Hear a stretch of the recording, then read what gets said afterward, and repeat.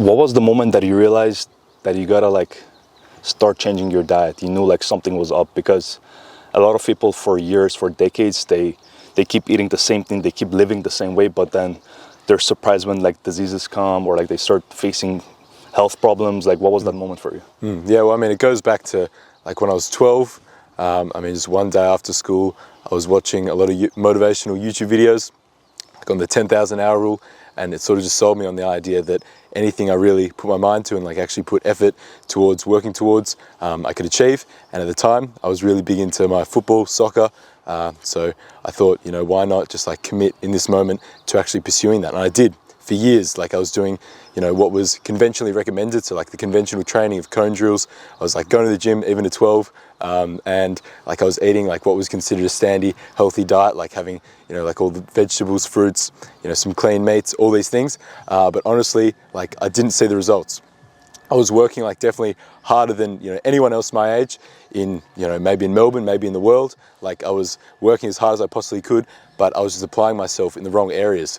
So, you know, around the age of 14, I met a coach and he introduced me to sort of different way of thinking, like actually realizing and understanding that athleticism, like, you know, as we see it in the outliers of like Messi, Ronaldo, like, you know, LeBron, Usain Bolt, all these guys, that is a function of health.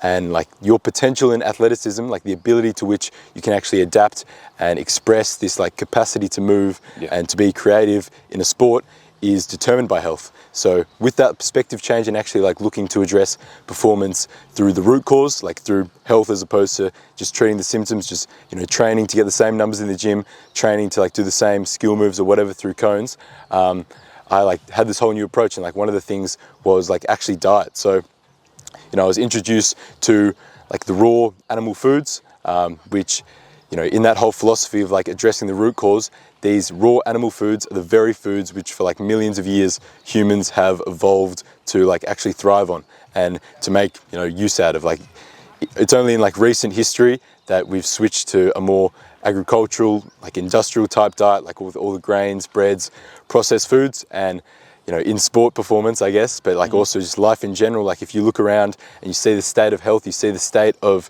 just human physiology, like how far we've fallen from like this ideal of being a human being, like we're ultimately paying the price. Yeah, I get that. So before you started like eating the raw diet, like did you try other diets, or this was like the first like big shift that you made? Yeah. No, so I mean, in actually like adopting this sort of philosophy, I tried like a more paleo type diet, like, you know, that's like very clean, like eating a lot of the meats, nuts, like the cleaner sort of carbohydrate sources. And I mean that, you know, that helped. Like you're not going to feel the sort of indigestion, the bloating that you would get from like just standard processed foods, but like it didn't take it to such an extreme next level, like as like the raw foods actually do. Because like a raw food, a food in its raw state is like, you know, this is like a bit more spiritual, like this is some reasoning that like these sort of spiritual people would use, but it's literally full of life force. Like it's alive food, it's full of bacteria, raw enzymes, and it's like in the form that your body can actually utilize and like replicate, because you're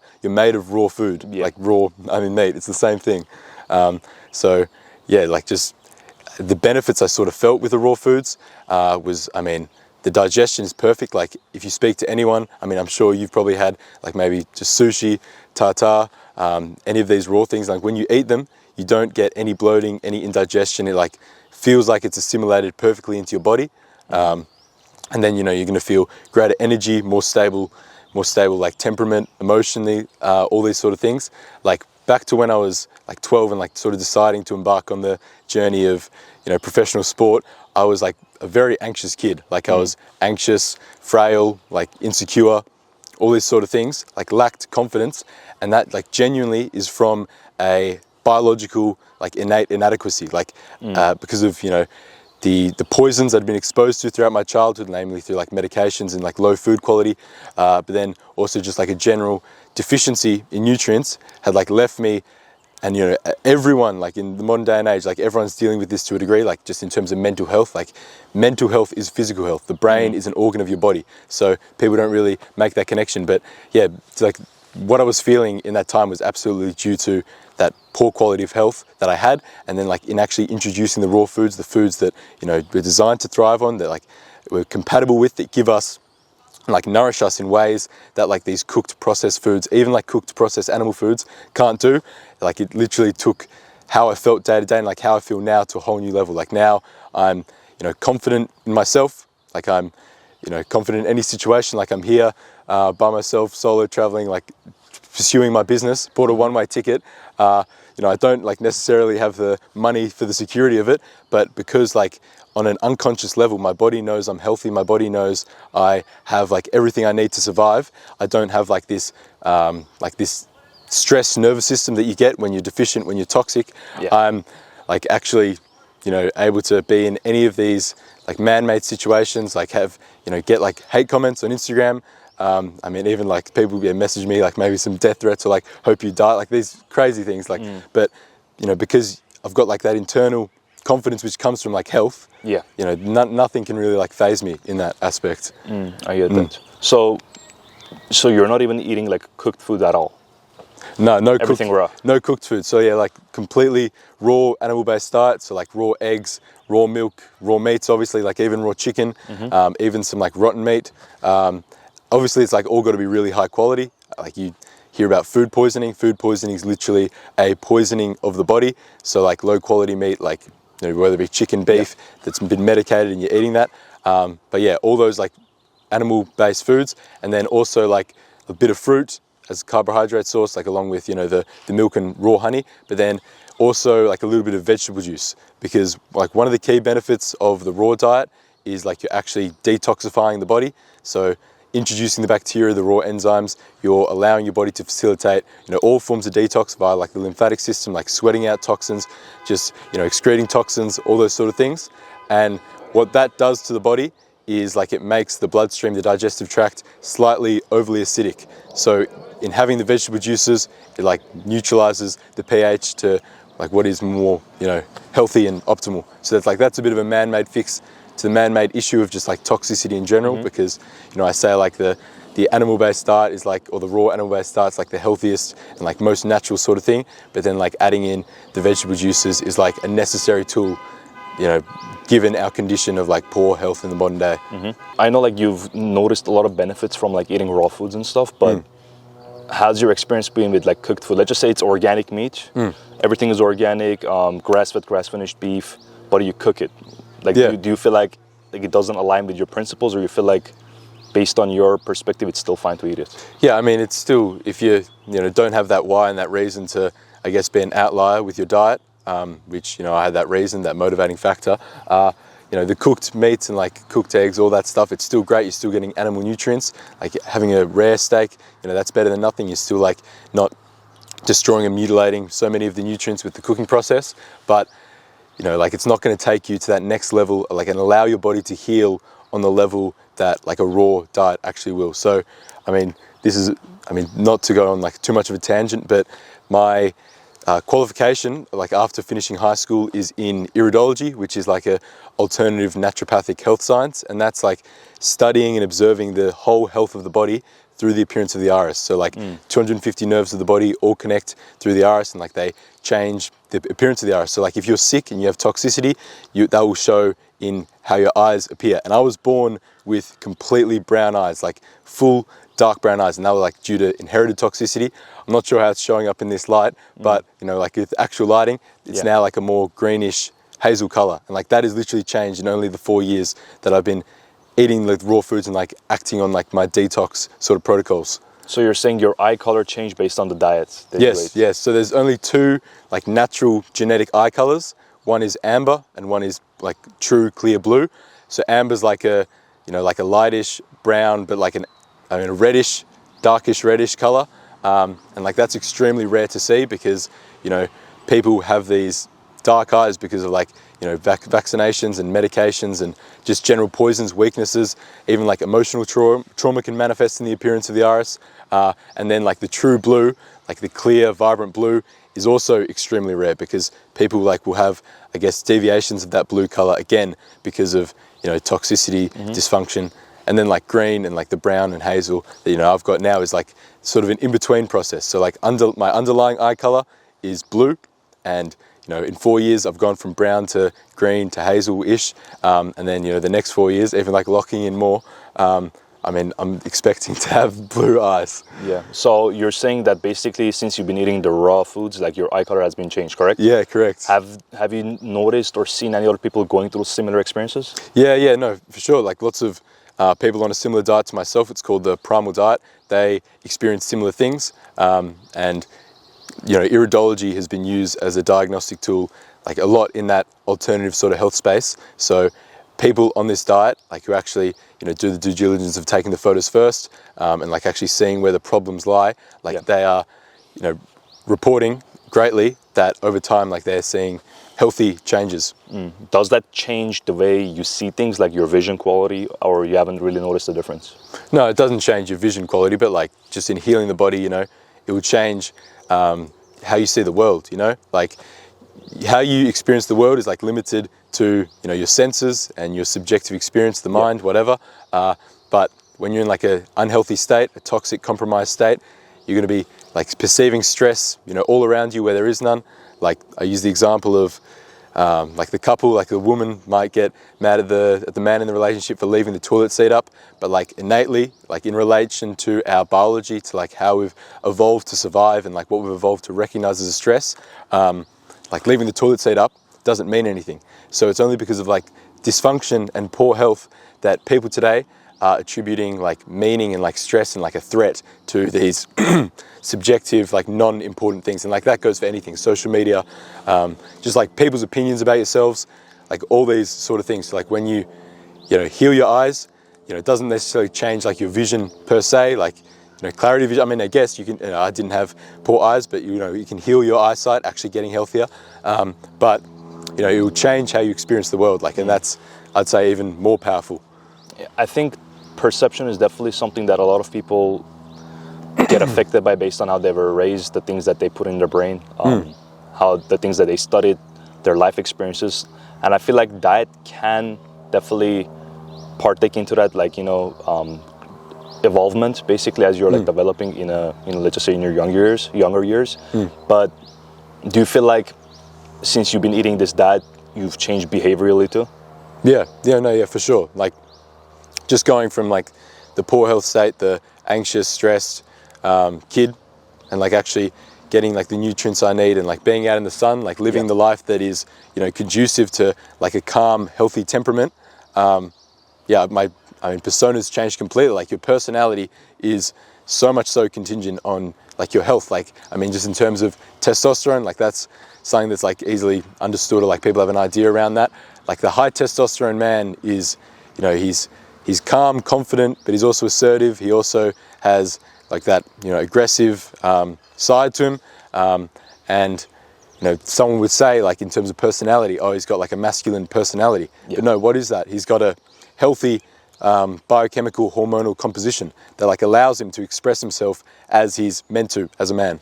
I get that. Have you noticed improvements with your testosterone before and after? Yeah. So, I mean, wasn't testing my testosterone at like at 12, but in like getting my blood work done recently, like my free testosterone is like 701 p-mol per liters. And, you know, I'm not really like super big into my blood work, but that's like top 1% or top few percents for young men my age. And then like all my other biomarkers are like all in like the healthy range. And like so in Australia, when you get a blood test, you go to like your just general like health practitioner.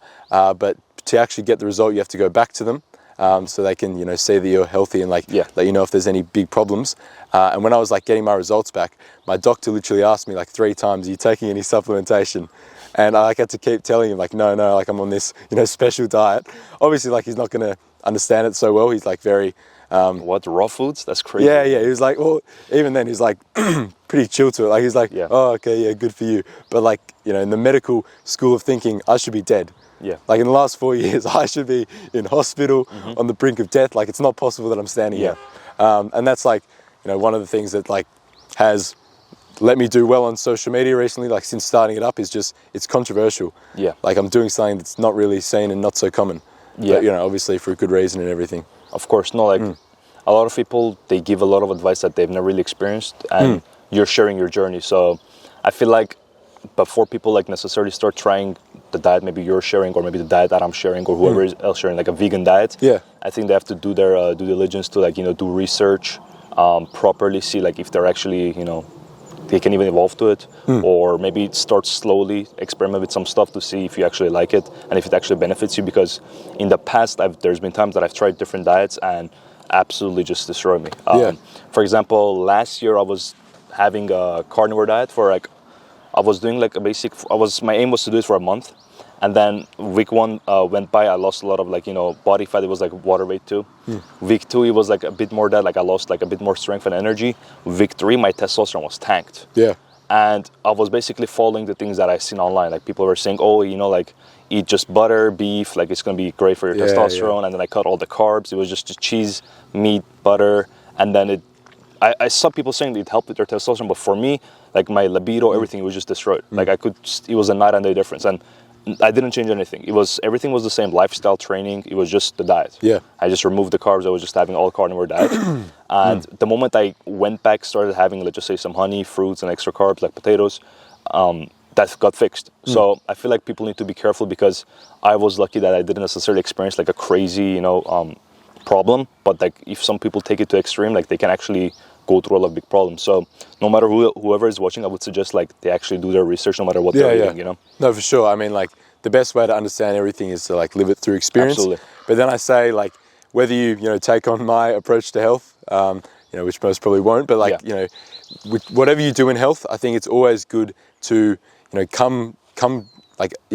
go on that certain diet with like a solid philosophy and solid understanding and reasoning as to why you're doing it. So like, for some of the carnivore type people, like they'll, preach that it's like this natural diet that you're meant to eat, exclusively meat, that sort of thing, which, there's elements of truth to, but, they're leaving out the whole part that when you kill an animal in the wild, in nature, and it's like actually raw, it still has its blood, it's got glucose in it, like you're still getting sugars. It's not like this cooked, charred, essentially carcinogenic, dead, dehydrated piece of meat. So, those are just like things to think about. Like I say, with my health philosophy and like what I've gravitated to in my diet and my lifestyle, like all that sort of stuff, I look to like what answers the questions and the problems, and what can explain like the shortcomings of all the other diets. So like mine does. My philosophy can explain why veganism doesn't work, why carnivore doesn't work, why general conventional diets don't work, all these sort of things. So like that's really what you've got to look for. If you really want to get like the very best thing for your health, because as it is like two-dimensional health sciences, like nutrition sciences, blood work, all these things, like they're very limited in what they can understand. So it's best to live through experience, of course, but in deciding what experience you're going to live, you need to like come with a really good sort of comprehensive philosophy and approach. That's true. Have you been able to maybe like work with some people, or like it can be friends, family, clients that you've been able to kind of help them adopt the same like diet and they've seen results? Yeah, no, absolutely. Like I've worked with quite a few clients since starting. I mean, even before I started the health coaching, I was like introducing it to friends, to family, and like they're trying it in different capacities. Like, I mean, there's like the environmental things of like fixing your sleep, getting more like sunlight exposure, grounding, all those sort of things. I call those like the low hanging fruit of health. Like anyone can do it. Yeah. And when people do that, like their sleep improves, their energy improves, all these sort of things. And then like with the diet, like that's more, for my clients, and like even like my younger sister, like she's really motivated to sort of follow my footsteps, which is pretty cool. But like these sort of people with a bit more motivation, when they take on the diet, like the first feedback I hear, which, I agree with obviously, is that it feels so natural. Like it feels good to digest, and like it almost becomes addicting, because like these cooked meats, like objectively they have more flavor. That's just like a result of, mutilating the nutrients. You're essentially creating like drug-like, compounds. Seasonings, yeah. Salt, pepper, all of that. But when you like have this raw food, like your body knows that like it's a lot healthier. It's got like water content to actually hydrate you. And it's not in like a form where it actually has to, manage any toxicity. So, I mean, even my brother, my older brother, I got him before I came here. He, decided to go like strict on the raw meat. He was like inspired a bit by me. And what he reported back to me was his energy was so much better. His sleep was so much deeper. Like he hadn't slept that well. He said he couldn't remember the last time he slept that well, which is, pretty cool. Yeah. And then, his numbers in the gym. So like he goes to the gym and he got leaner, like, you know, obviously like would have lost water retention, all that sort of stuff. But he became, a lot leaner, his muscles more visible, more vascular, all those great things. But then he didn't lose any muscle tone. His numbers only continued to go up in the gym over that month. And he was, all great things. And like, that's, what I literally hear from everyone, all my sort of clients. Like, if they're coming from a normal sort of place in health, like they're only going to feel these great things, these great benefits. But like then for people who, maybe struggling with like specific health issues, maybe some autoimmune stuff, maybe like acne specifically, then that's where they'll see the results first, and like that's what they report. Have you been able to like find like the next level for this type of diet? Like, are you planning to maybe adapt certain things or change it up, or you feel like this is the main diet for you for the long term? Yeah, I mean, I think like foundationally it's the main diet for me for the long term, just like strictly the raw foods as is, because that's like limitlessly compatible with you. You're always going to thrive and do well in that, given you can get high quality. But then like looking to the future, honestly, like I'd probably want to just explore and try out having even more nutrient dense foods in my diet. So like right now I'm eating like a lot of muscle meats, like fats, milks, butter, eggs, all these things. But then like the next step would be, eating the foods which truly like are the most prized foods in nature, like the organs. Like I do eat a bit of organs, but like to have the means, like the money financially, the food access to eat exclusively organs, exclusively like oysters, these like insanely nutrient dense foods, liver, brain, even testicle, all these things, that would be like my way of taking it to the next level and like seeing, what more there is to sort of feel from it, I get that. Have you been able to combine your diet, let's just say, with other self-developmental like habits? Let's just say, for example, because I know you're 19, like in those earlier years, a lot of us, like especially men, like we experiment with a lot of new habits that complement our lifestyle, or we find out like, oh, this doesn't necessarily align with who I am. So like, are you like combining any certain habits with your diet currently? Yeah, no, good question. Like I've gone down like a lot of rabbit holes in the self-development, self-improvement sort of niche space, I guess. But I will say like health is the root of it. Like when you fix your health, you get calmer, you become a more confident human being. Like maybe the factors of like meditation, like self-worth, like having a positive belief system, all these things like naturally correct. There's like a degree to which you're, I guess, like indoctrinated, brainwashed in the modern day, where you grow up with like limiting beliefs around money, around, like your appearance, relationships, all these things. So like there is, the man-made fix of like taking the step to meditate, like I meditate daily, or like visualizing or like affirmations or any of these things to like rewrite those sort of subconscious limiting beliefs. But like the main thing that should be focused on that like actually gets you to where you want to go is the health. So like in spirituality, they sort of focus on the complete opposite end. Like they're completely focused on detaching from the ego and going within, like mentally, consciously meditating, all those great things, I guess. But that is like completely a man-made fix to a man-made problem, because the natural man, the hunter, the tribesman, the person living in nature, how they're meant to be with family, friends, good food, good sunlight, all these things, has no need to find these like find this peace internally. Like they don't need to practice this skill, because they will just live presently, day to day. I get that. So like that's what I really try to live by. Like just live a good life in general, be healthy, and like this stuff comes naturally. Like we're out here in nature, like, and it's calm. Like I'm sure you agree. It's like it's beautiful to be here, and but that's like more than half the battle, and actually all that self-improvement stuff. Absolutely, yeah. Because you mentioned like health is wealth. Yeah. A lot of people would trade probably millions of dollars to be healthy. So there's like definitely a lot of value in that. I also seen like you're not the biggest fan of like supplements. Yeah. Like you're a very big proponent of like, just the natural food, focus on the diet. So what's been your experience with just supplements, and what have you learned from it? Yeah, well, when I was younger, before I sort of discovered the raw foods, like I had a few supplements here and there, like some protein powders, maybe some creatine, just like vitamin powders, those sort of things. You're never going to feel like an immediate noticeable improvement from those sort of things. But I will say that like supplements as a whole are not really a great source to get actual nutrients, because like they lack the raw enzymes, the bacteria to actually allow your body to utilize those nutrients properly, to actually absorb those nutrients properly. And then like a lot of these supplements are in like industrial toxic forms of the vitamin, so it's also going to be damaging your body. You may not even be able to use it, and then it's like an exertion and at the cost of your health to actually get rid of it. And then I mean, like, there's also the case of when you're supplementing, and you know, it's not like in a natural form, bound to other nutrients, all these things. It's going to give you like a nutrient imbalance. Like our cells are very, you know, sensitive to the amounts of nutrients, vitamins, minerals that they absorb at a time, and like usually they're in like clusters together, just absorbed by the bloodstream. But you know, in these isolated forms, like so much of it, the body actually can't use. You're just going to be pissing it out, shitting it out, whatever. So like my philosophy is it should always come from like the natural inputs, about being good food and like a good environment, and you know, it will always, like, your blood work will show, if that's how you want to measure it, or use health, your quality of life, your results in general will show that will get you, you know, where you want to go. You don't need this like artificial thing, and like that shows in my results. No supplements and top 1% health, feeling great, you know, clear skin, whatever. And I mean, yeah, there's no, I mean, there's a case maybe if you're limited in your food access. But then again, like, I'd really do the research and look to see like if it's even effective, if it's even in like a bioavailable, animal utilizable sort of form for the human body. But yeah, I mean, obviously a million supplements, it's a complex topic.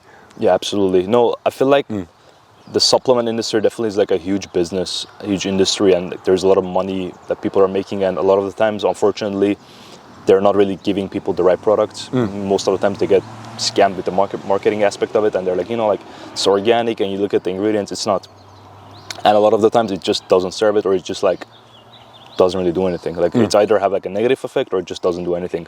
And for example, like protein powder, like I know it's very popular, and I'm not the biggest fan of it, to be honest. I don't like using it, but sometimes, you know, just want to get your protein in. It's like a very convenient way of getting it in. But as you said, it's like, it harms your body, you know, like it may give you protein, but like, of course, like when you read the ingredients, the way it's produced, it's just not natural. We all know that. Do you know any, like, I guess not necessarily supplements, but not like some alternatives to, like, let's just say a protein powder, or that's like easier to consume, like rather than meat, you know? Yeah, I mean, I will always like go back to the animal foods, but if you are gonna like add in anything specifically for like supplementation reasons, that would be like the organs, like having a little bit of liver daily, or a heart, brain, whatever, like that will give you, those are the most nutrient dense foods. They will give you more bioavailable like minerals, nutrients, vitamins than any supplement can. So I'd say like just focusing on like incorporating more of those foods, even like eggs, like if you're gonna cook your eggs, have like a runny yolk, that sort of thing. Oysters as well, like these sort of natural foods, like, I mean, even raw milk, like that's the easiest to grasp sort of raw food for most people. Like, you know, it's just milk in a natural form. Like humans have been drinking it, you know, since, you know, just before like the last 50 years. Animals drink it. It's like designed to be consumed. So I'd say like incorporating raw milk. That's one of like the big ones that I advocate and tell people to do if they're not, you know, so willing to compromise on like the bulk of their diet. I see. So with the raw milk, like, have you noticed any significant benefits with just like your muscle gain and stuff, or any other benefits physically? Yeah, I mean, it's no secret that I don't like train in the gym or anything. That's not really a part of my health philosophy. So, I mean, I'm more going for like longevity. I'm not like trying to overly stress my body. Like the movement I do in the sport I play is just like football, soccer for fun. But like the benefits from the milk is just like increased hydration. Like that's, I mean, one big one. Like water as it is not really very hydrating. Like in a lot of cases, overconsumption is going to be dehydrating. Like if you think like when you pour water on your skin and it dries, it's going to leave the skin drier than it was before.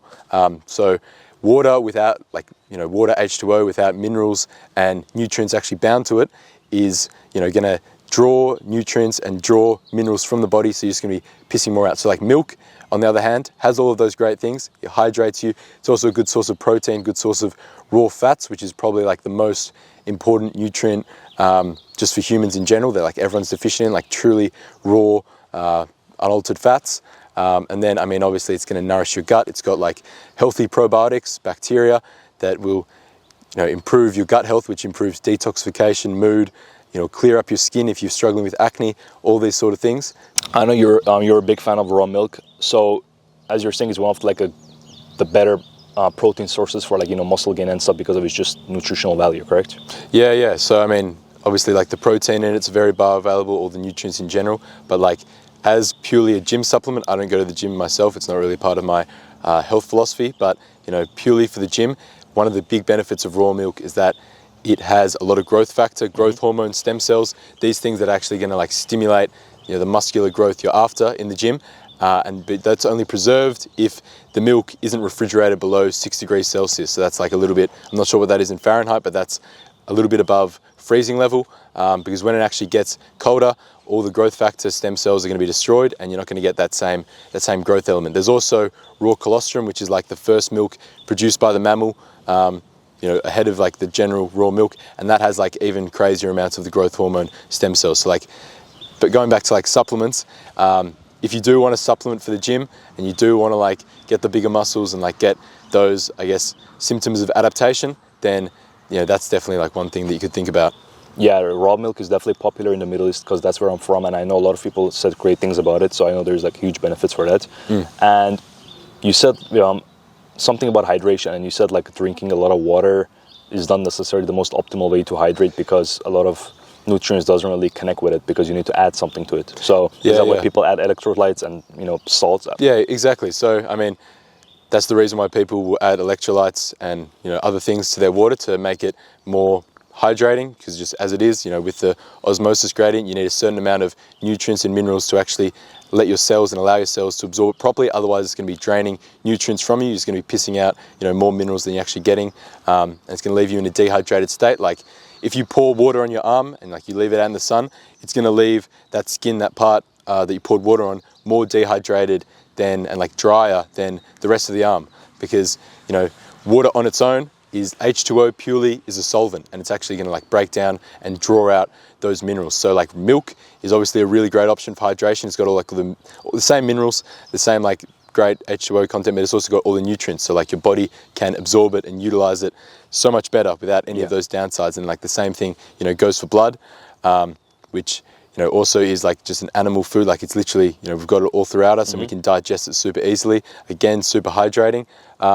I mean, same goes with all the animal foods. Unlike the thing of salt, like people adding salt to their water, I mean, it may, you know, in lab tests show that it's going to increase the uptake of H2O and like hydration water in the cells. But I generally stay away from salt because, you know, the rock salt as it is, like what's in table salt, even like Himalayan salt, all these things, is quite toxic to the body. Like it's I mean, like sodium as it is an explosive, so it's very volatile. I mean, there's like plenty of experiments done, like plenty of governments and militaries have gone down the path of, you know, actually trying to use sodium for whatever bombs and explosives, just purely because it is that destructive. And when we're eating it, you know, we may get some like, I'll say like adaptation responses. Like you may get a bit of adrenaline, like a little bit of energy, all these things, but that is purely because you're stressing the body. So it's the same sort of thing as like with coffee, because like coffee, it's seed poisons, you're poisoning the body, you're getting that like amplified energy because your body is trying to like mitigate that damage. So when you actually eat salt, like even if it's in water, I mean, it's like, you know, less harmful in water, less harmful, bounty nutrients, but salt as it is going to be destroying, killing red blood cells. And then, you know, it's actually going to be just, killing cells in general, worsening your health. So like, it's not really controversial to say, this is like a pretty understood science that, you know, babies, young children, if you give them like a tablespoon of salt, they're going to die, they're dead. And like that goes for, you know, you and me. If we eat maybe a few tablespoons of salt, even like in water, whatever, like it's literally deadly. Like, and that, like if that doesn't tell you that salt is a poison, I mean, there's obviously like other aspects, again, like minerals being bound to nutrients and like what form they're in. But in general, like the table salt and the rock salt that we are, you know, having so much of is really quite an unhealthy thing. And it's also like not really a natural thing. Like, you know, where in nature you're going to go and find a big rock of salt? Like, you know, there's like maybe seawater dries up, all these sort of things. But like how it's meant to be is we're meant to get our minerals from other animals, from their blood. And where do they get their minerals from? From the plants. Yeah. So I think it's something that, you know, I'd avoid completely, though, you know, it's obviously a complex topic like any of this health stuff. Yeah, but salt, like it's overconsumption, it can be definitely harmful, but obviously humans have survived like with thousands of years of consumption. So I'm not really too educated on this topic, but like I was wondering if you like can go a bit more in depth with that specific topic. Yeah, I mean, I can go in depth to the degree of like, because you're saying drinking salt, I know like a lot of athletes, people at the gym, they're like, you know, it helps you with the pump, it helps you with, you know, hydrating yourself, and you're saying it's just not good. No, it's not good. I mean, like even if you just talk about, you know, just standard table salts, or like the general salts that people are adding to their food, like they've got all sorts of toxins in them, like, you know, microplastics, heavy metals, all these things from like the industrial processing that goes on to actually, you know, get the rock in this isolated form. But then, no, it just really goes back to like my philosophy of, you know, doing things naturally and like what is most compatible to the body. So, you know, I'm not going to say that like there isn't some increased uptake of hydration from like when adding some salt to the water. That's like, you know, objectively proven, but it's also proven that salt in these like unbound, even like liquefied forms can be damaging to the body and like can, you know, lead to death, like obviously in higher amounts, but it's just like if something's poisonous, you know, it's poisonous. Like babies, children, humans like naturally aren't drawn to eating salt. Like it's something that, you know, through like partly toxicity, like we are, I mean, drawn to like these artificial stimulants, like the same way we're drawn to coffee. You know, that's part of the reason like people have grown to love salt so much. Like I'm sure you know, some people like cover their whole meals with salt, but it is like completely like an unnatural sort of behavior. And like naturally we would respond in like pain and disgust to salt the same way that like when you have coffee the first time, your taste buds reject it. So yeah, my philosophy is just like, you know, going on the side of what is natural, what is most compatible, what we've evolved to be doing, and salt doesn't really fit into that. What do you think about sea salt, like Celtic sea salt? Yeah, I mean, same thing, like Celtic sea salt, like is a, I mean, cleaner source than, you know, every like standard table salt, Yeah. but it's still like that same rock. Like we don't eat rocks, we get our minerals in like a very ultra digest state from the plants, from the animals, all these things that I don't believe like just, you know, liquefying it in water or diluting it in water is going to do. Yeah, I can definitely understand where you're coming from, 100%. Yeah, because I know like overconsumption, it definitely has like a lot of negative effects, and I'm pretty sure if you even consume it in lower amounts, it can still definitely have some negative effects. But I'm assuming probably like people some use it for, you know, taste, but again, for health reasons, probably much more different. And I want to go back to your hydration, and outside of salt, like let's just say with water, right? A lot of people, like it's recommended, you know, you have to drink a gallon of water or half a gallon of water, depending on how, you know, what kind of a person you're, how big are you, how much you weigh.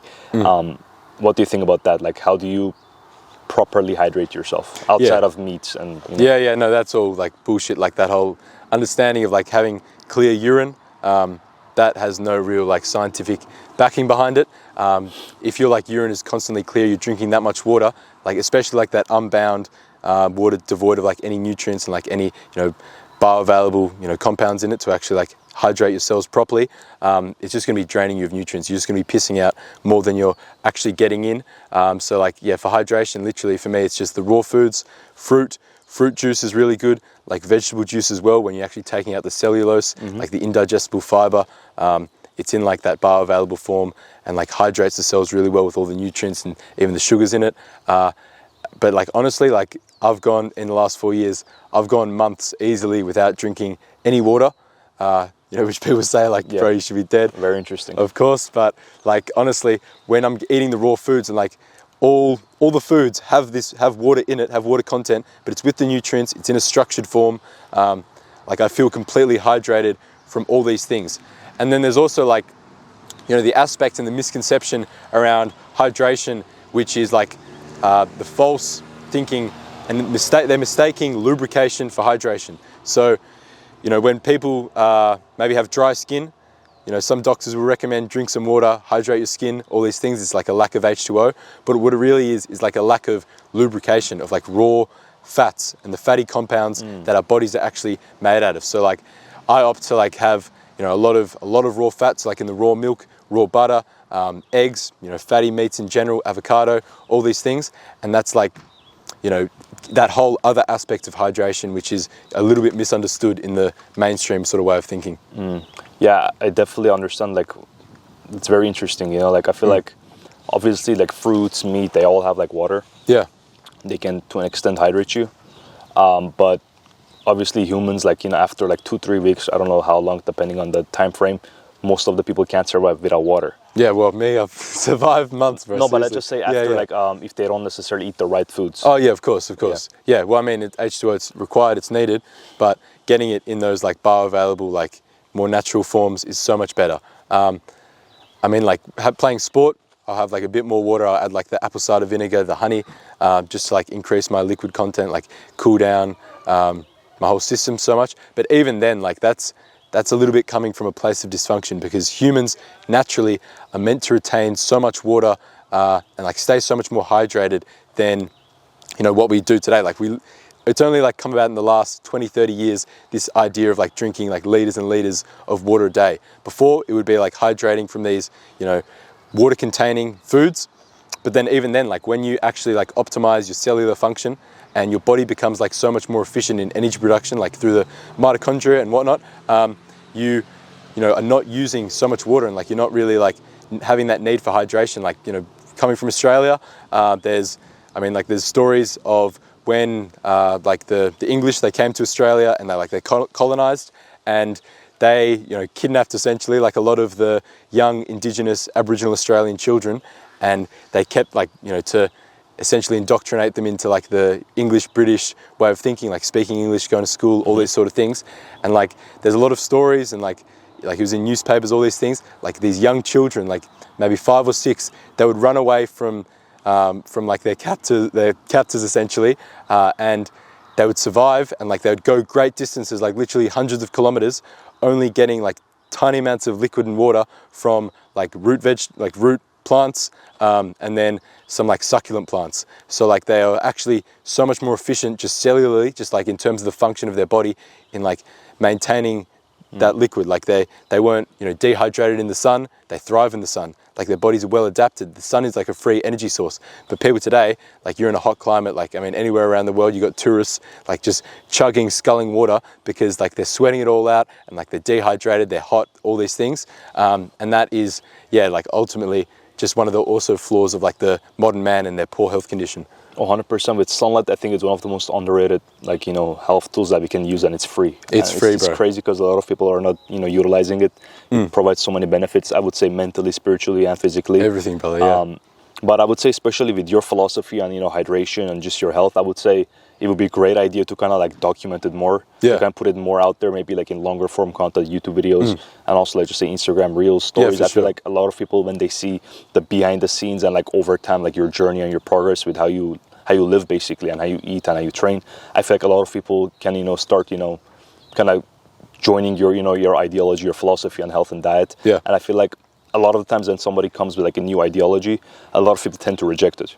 Yeah, for sure. Because it's kind of like outside of the box, and like it applies to, it can be sports, business, finance, everything. It applies to everything. When you bring like outside of the box ideology and philosophy, a lot of people tend to reject it. So I think if you truly feel like a lot of like benefits and growth from this type of like lifestyle, I think it's worth it to kind of share it more, document it more, because if, let's just say, 1,000 people kind of like can get the same benefits and their life improves, I think it's worth it. Oh yeah, for sure. Like that's what I'm trying to do, like with the social media. But it's the balance. Like I mean, my strategy sort of is at the moment, get the eyeballs with like the controversial content, like the eating the raw chicken, eating the raw meat. Like I had some videos, it's done like 10 mil views, or like 10 mil views on my Instagram, and like 40 mil views on Twitter. So like the stuff's like clearly eye-catching, and then from there it's like the ones who have like a little bit of curiosity or like a little bit of an idea already about health, and maybe can see I'm healthy, and like I want what he's got, whatever, then they come to my page, they see my stories, they see my Q&As, they see my longer form YouTube videos, and like that's where I sort of give the education. But you're right, it's definitely a balance. And it's always like optimizing that, because I've got experience at least to share. I think value, I think stuff people can benefit from, have some takeaways from. But 100%, it's like just doing that in that best form. That's why like a podcast, it's definitely a great thing. Just like being able to talk on all these thoughts in like a longer form. So no, appreciate you having me. No, of course. I think the more you share your journey and stuff, I think a lot of people can start resonating with your lifestyle, and they can take away a lot of way more benefits, because like, even for example, like I've had, shared my thoughts and experiences with certain topics, but because I didn't really go too much in depth, like it was either misunderstood or just ignored. And I think when we go like, when you're actually able to share what you're thinking properly and like where we're coming from, where we started, where we are right now. Yeah. That A to Z locations, like people can see, oh, like he went through all this process. I'm gonna give this try. You know, like there's like way more benefits when you share that, and I'm glad you're on that journey. And let's just say the final question to wrap it up. Let's just say someone who wants to start, you know, following your type of diet. What would be the first step to do? I mean, the first step would be like the low-hanging fruit that I talked about. Getting outside, getting more sunlight. Like, I mean, with sunlight, it is something that you need to be careful of. You need to like build up your solar callus, your tan, your ability to absorb it, because humans today are like very weak. They can't utilize the sunlight as we're designed to. So, I mean, building that up with the early mornings, getting like early morning sunlight, that has a whole host of benefits. And then like building that into the midday, like into higher UVs, getting that healthy tan. I mean, even to the degree where you can just go the full day out in like natural lighting, barefoot on the ground, being in nature in general. Like, it doesn't need to be this like overly thought scientific thing. It's just like, do what humans are drawn to do. Like, everyone loves being by the beach, being outside, being in beautiful places. So like that's what I preach mainly. And then fundamentals. The fundamentals, yeah. And then like for diet, I would absolutely preach like just animal foods, animal-based nutrition, cutting out like a lot of the toxins, a lot of the bullshit, a lot of the pesticides that you're going to be getting from like all the vegetables and everything like that, and like focusing on like the really nutrient-dense foods that we thrive best on. I'd say obviously in the raw form, if you're going to be getting the raw foods, it's really important that you like, you know, do your due diligence, source like high quality and, you know, organic, grass-fed, whatever, just so you're doing it safely. But then also like the raw milk, like that's a really easy thing for people to get started with. Tastes delicious. Get some raw milk, get some raw honey, mix it together. Like, you know, not that I've done it, but it tastes like crack. It's like crack. It's just addictive. You know, it's in the Bible, the land of milk and honey. I'm not gonna say, I don't know the specific context, but you know, it's a holy food. So like that's what I'd get people onto. Just like start broadening your palate, trying these new things. And then I mean, obviously, like if you want to get the full sort of idea, go fully into it, then I mean, come to my Instagram, check out my stuff more, reach out to me, any of those sort of things. Yeah, like with the milk and stuff, I'm gonna definitely give it a try because it's been in my mind for a long time. You should. There's good milk here. Yeah, and also like in Middle East, like in people actually use it for like whenever you get sick or you have like some health problems, they mix honey and milk. So I know for a fact like it works. Yeah, and it's something very like useful. But again, once again, it was a pleasure to have you on. Awesome, I learned a lot from you, and I'm sure like the viewers learned a lot too. So it was Thank you for having me. Of course.